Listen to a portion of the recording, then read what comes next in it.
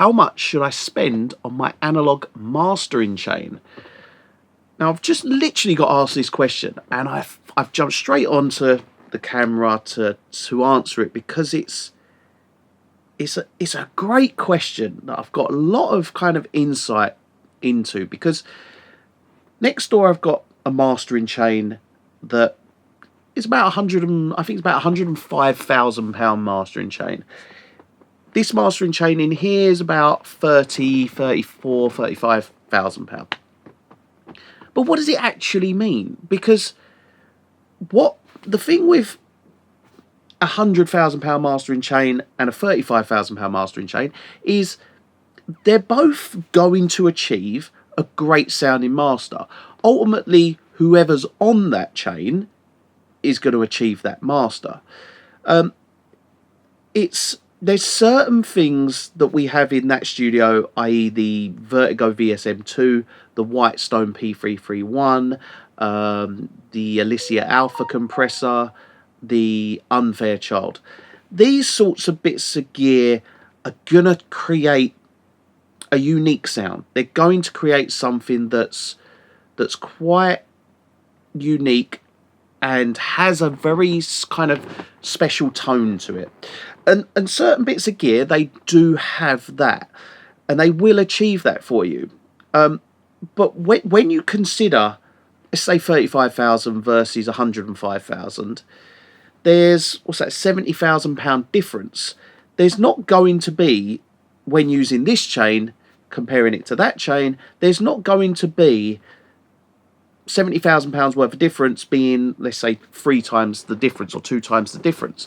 There's not going to be that massive jump. There's going to be a little bit, but it's going to be a little bit of things like saturation being a touch kind of warmer or crispier, or just sounding a little bit more kind of pleasing. Things like that. It's going to be very, very, very subtle things. But that's not to say you can't achieve that, obviously, in a mastering chain that costs 35 grand. The main thing from a business point of view, what I notice is, I put an Unfair Child in that studio, £14,500, brilliant compressor, sounds amazing. Put the Alpha compressor in there, £10,500, brilliant compressor, sounds amazing. Both incredible compressors. They will do a similar job to what the SPL Iron does here. They'll have a little bit more to them, but ultimately the big factor of what they do is a client looks at them and goes, oh, I know that compressor, I know the Alpha, I know that sounds good, and I know the price tag of it. And an Unfair Child, oh wow, that's something, I want my song played through that compressor. And that is ultimately something that is a factor. And we do get a lot of people say, please make sure it is run through the Unfair Child. And we're like, yeah, well, if it's not a case of we go, right, your song goes straight through the Unfair Child. It's a case of, is that the right compressor for the chain? And 99% of the time, yes, it is. It's one of the best compressors money can buy, and majority of tracks will go through it. And to answer the question of how much should you spend on a mastering chain, you can spend anything. It is going to have, it is going to play a part of the quality that's ultimately achieved. If you've got an analog mastering chain, for instance, that costs £2,000, you might as well be staying in a box, in all honesty, because it's not gonna achieve anything really exceptional that's going to warrant coming out the box. Whereas if you were spend, I know people that have got, I know other mastering engineers that have got £10,000 mastering chains, and they get all right results. They get relatively decent results, but it's nothing in comparison to what is achieved there. They know that if they come into my studio and work on my desk, they know they get a much better sound, and they know that. I've had these conversations with them, and they've been in these studios, and they've had goes at mastering, and they're like, whoa, this is it does make that huge difference having £100,000 mastering chain in comparison to a £10,000 mastering chain. Just the factor of a £10,000 mastering chain, for instance, you've got one EQ, you've got one compressor, whereas a £100,000 mastering chain, you've got 5 EQs, you've got 3 different compressors, all with different flavours that go in different stages of the mastering chain for specific purposes. So it's a thing of, look, if you've got £100,000 to spend on a mastering chain, brilliant. It's going to be an incredible mastering chain. You can create something that's highly unique and that's going to sound amazing. But it's not essential. By no means is it essential. But it's much like speakers. If you spend 40 grand on these speakers, for instance, they're going to sound brilliant. If you spend 5 grand on a pair of speakers, they're not going to sound as good as a 40 grand pair of speakers. That just makes sense, because there's a reason they're expensive. It's because they're good. So I would say, how much do you need to spend on a mastering chain? If you spend 5 grand, and look, if you spend 5 grand on a mastering chain, for instance, and you're charging £40 for a master, and your direct competition is for instance us with £100,000 mastering chain, £40 a master, who are they going to go to? It is just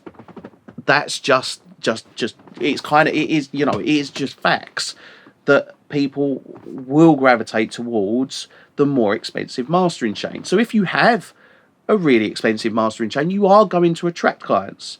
And one thing we've always done is we've always put, obviously we pick the equipment based on using it first, and then going, right, that is the piece of equipment that we want to use. One thing that we do though is we will look more towards equipment that has a plug-in emulation. For instance, the Alicia Alpha. Now, we could have the Alicia Alpha in there. If there was no plug-in version of it, 99% of people would not know what that compressor was. But the fact is that because there's a plug-in version of it, 99% of people know what that compressor is, and they know how much it's worth, and they know how good it is, and they're familiar with it, and they know how good the plug-in is. So imagine how good the hardware is. So it's by having the expensive hardware versions of plugins that people know, people do kind of go, oh yeah, I'd really like to have my song put through that, because I know that's a good expensive piece of equipment. So little things like that do play a factor when it comes to, if you're trying to attract clients. If you've got, let's say, the Plugin Alliance, all the Plugin Alliance plugins as hardware, you're going to attract people who are very familiar with those Plugin Alliance plugins. So I guess to answer the question really simply would be, how much do you need to spend on mastering chain? It all comes down to, if you're doing it as a hobbyist, don't spend a lot on a mastering chain. I mean, you could go up to 10 grand. 10 grand being more than enough to be spending on a mastering chain. You get a nice EQ, nice compressor, nice limiter, something for mid-side, some widening, some de-essing. Bang, there's your mastering chain. 10 grand. If you are a professional, you've got to be thinking in the sense of how you're going to attract your clients and who you're up against. Because let's face it, if you go up against, for instance, us, if you're promoting an online service and then they're kind of looking at you and going, right, well, they've got not even anywhere close to what the Audio Animals guys have got in terms of a mastering chain, and you're charging the same price, or you might be even charging more because you've got a lot more overheads than us, so you have to charge more. They might look at that and go, well, I'll go there. Look at their client list, look at who they've previously worked with, look at their testimonials, look at the equipment that they've got, and their prices are the same price or cheaper. You are going to lose out to work to someone like that. But put £150,000 mastering chain into a beautiful studio, and you can well compete. You're then the person that people are going, yeah, well, let's go to them because they've got a better mastering chain. All these things do play a factor when someone is trying to decide who they want to work with.